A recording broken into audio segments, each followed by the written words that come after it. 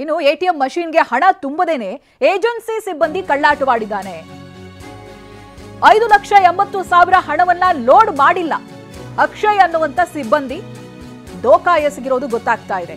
S D ಕೋಟೆ ತಾಲೂಕಿನ ಗದ್ದಿಗೆ ಗ್ರಾಮದಲ್ಲಿ ನಡೆದಿರುವಂತಹ ಘಟನೆ ಇದು. ಮೈಸೂರು ಜಿಲ್ಲೆ ಎಸ್ ಡಿ ಕೋಟೆ ತಾಲೂಕಿನ ಗದ್ದಿಗೆ ಗ್ರಾಮ ಆಗುತ್ತೆ. ಎಟಿಎಂಗೆ ಹಣ ಹಾಕದೇನೆ ಬ್ಯಾಗ್ನಲ್ಲಿ ಕೊಂಡೊಯ್ದಿರೋದು ಪತ್ತೆಯಾಗಿದೆ. ಟಿಎಲ್ ಎಂಟರ್ಪ್ರೈಸಸ್ ಸಂಸ್ಥೆಯಲ್ಲಿ ಅಕ್ಷಯ್ ಎನ್ನುವಾತ ಕೆಲಸ ಮಾಡ್ತಾ ಇದ್ದ.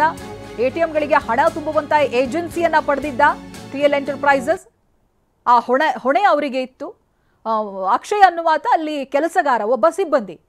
ಮೈಸೂರು ಜಿಲ್ಲೆಯ 16 ಎಟಿಎಂಗಳಿಗೆ ಹಣವನ್ನ ತುಂಬುತ್ತಾ ಇದ್ದಿದ್ದು ಅಕ್ಷಯ್. ಕಂಪನಿ ಆಡಿಟ್ ವೇಳೆ ಹಣದಲ್ಲಿ ವ್ಯತ್ಯಾಸ ಆಗಿರೋದು ಪತ್ತೆಯಾಗಿದೆ.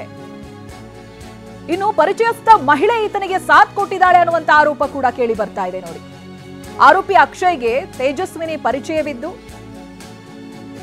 ಈ ಕೃತ್ಯ ಎಸಗಿದ್ದಾರೆ ಅನ್ನುವಂತ ಆರೋಪ ಇದೆ. ಈ ಹಣದಿಂದ ಚಿನ್ನಾಭರಣವನ್ನ ಅಕ್ಷಯ್ ಹಾಗೆ ತೇಜಸ್ವಿನಿ ಖರೀದಿ ಮಾಡಿದ್ದಾರೆ. ಚಿನ್ನದಂಗಡಿಯಲ್ಲಿ ಚಿನ್ನ ಖರೀದಿಸಿರುವಂತಹ ದೃಶ್ಯ ಸಿಸಿಟಿವಿಯಲ್ಲಿ ಸೆರೆಯಾಗಿದೆ. ಇವೆಲ್ಲ ಘಟನೆ ಆದ ನಂತರದಲ್ಲಿ ಆರೋಪಿ ಅಕ್ಷಯ್ ಕುಮಾರ್ ತಲೆಮರೆಸಿಕೊಂಡಿದ್ದಾನೆ.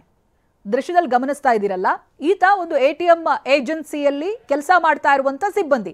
ಈತನ ಕೆಲಸ ಏನು, ಹಣವನ್ನ ಏನು ಅವರು ಜವಾಬ್ದಾರಿ ಕೊಟ್ಟಿರ್ತಾರೆ, ಯಾವ್ಯಾವ ಎಟಿಎಂಗಳಿಗೆ ಹಾಕಬೇಕು ಅಂತ ಹೇಳಿರ್ತಾರೆ, ಇವನು ಹಾಕಬೇಕು. ಆದ್ರೆ ಈತ ಹಾಗೆ ಮಾಡಿಲ್ಲ. ತುರುಗನೂರು ಗ್ರಾಮದಲ್ಲಿ ಸ್ನೇಹಿತರ ಜೊತೆ ಅಕ್ಷಯ್ ಪಾರ್ಟಿ ಮಾಡಿದ್ದಾನೆ. ಖಚಿತ ಮಾಹಿತಿಯ ಮೇರೆಗೆ ಪೊಲೀಸರು ಬಂಧಿಸೋದಕ್ಕೆ ಹೋಗಿದ್ದಾರೆ. ಈ ವೇಳೆ ಅಕ್ಷಯ್ ಹಾಗೆ ಸ್ನೇಹಿತರಿಂದ ಹಲ್ಲೆಗೆ ಯತ್ನ ಕೂಡ ನಡೆಯಿತು. ಪೊಲೀಸರ ಮೇಲೇನೆ ಹಲ್ಲೆಗೆ ಅಕ್ಷಯ್ ಹಾಗೆ ಆತನ ಸ್ನೇಹಿತರು ಪ್ರಯತ್ನ ಪಟ್ಟಿದ್ದಾರೆ. ವಾಗ್ವಾದದ ಬಳಿಕ ಆರೋಪಿ ಅಕ್ಷಯ್ ಕುಮಾರ್ ಆತನನ್ನ ಪೊಲೀಸರು ವಶಕ್ಕೆ ಪಡೆದಿದ್ದಾರೆ. ಬಿಳಿಕೆರೆ ಪೊಲೀಸ್ ಠಾಣೆಯಲ್ಲಿ ಎಫ್ಐಆರ್ ಕೂಡ ದಾಖಲಾಗಿದೆ. ಈ ಬಗ್ಗೆ ಬಿಎನ್ಎಸ್ ಸೆಕ್ಷನ್ 3 ಕ್ಲಾಸ್ 5, 318 ಕ್ಲಾಸ್ 2 ನೀವು ದೃಶ್ಯದಲ್ಲಿ ಗಮನಿಸ್ತಾ ಇದ್ದೀರಲ್ಲ, ಇದು ಪೊಲೀಸರು ಬಂಧಿಸೋದಕ್ಕೆ ಹೋದಾಗ ನಡೆದಿರುವಂತ ಘಟನೆ. ಅಲ್ಲಿ ಸ್ನೇಹಿತರು ಇರ್ತಾರೆ, ಅಕ್ಷಯ್ ಇರ್ತಾರೆ, ಎಲ್ಲರೂ ಸೇರಿ ಪಾರ್ಟಿ ಮಾಡ್ತಾ ಇರ್ತಾರೆ. ಪೊಲೀಸರು ಬಂಧಿಸೋದಕ್ಕೆ ಹೋದಾಗ ವಾಗ್ವಾದ ನಡೆಯುತ್ತೆ. ಪೊಲೀಸರ ಮೇಲೆ ಹಲ್ಲೆಗೂ ಕೂಡ ಆತ ಮತ್ತೆ ಆತನ ಸ್ನೇಹಿತರು ಪ್ರಯತ್ನ ಪಡ್ತಾರೆ. ಆ ನಂತರದಲ್ಲಿ ಪೊಲೀಸರು ಬಂಧಿಸಿ ಕರ್ಕೊಂಡು ಬರ್ತಾರೆ.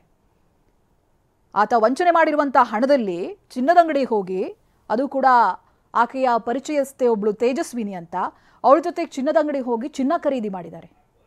ಆ ದೃಶ್ಯ ಕೂಡ ಇದೆ.